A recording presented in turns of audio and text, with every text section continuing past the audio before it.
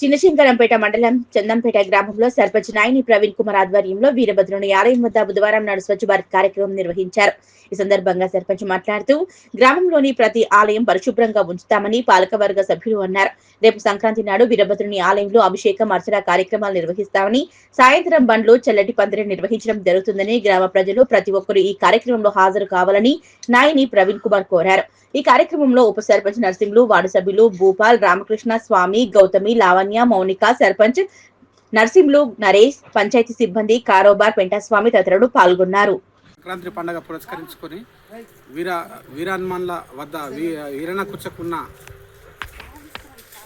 వీరభద్రుని ఆలయం చుట్టూ పరిసర ప్రాంతాలు ఆలయ గ్రామ పంచాయతీ పాలకవర్గం సభ్యుల అందరి సహకారంతో పిచ్చి మొక్కలు తొలగించడం జరిగింది.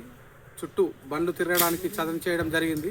రేపు సంక్రాంతి నాడు ఉదయం వీరభద్రునికి అర్చన కార్యక్రమం ఉంటుంది. సాయంత్రం బండ్లు, గ్రామంలోని జలపందిరి ఊరేగింపు కార్యక్రమం ఉంటుంది. కావున గ్రామ ప్రజలు పెద్ద ఎత్తున వచ్చి ఈ కార్యక్రమాన్ని విజయవంతం చేయగలరని మా యొక్క మనవి.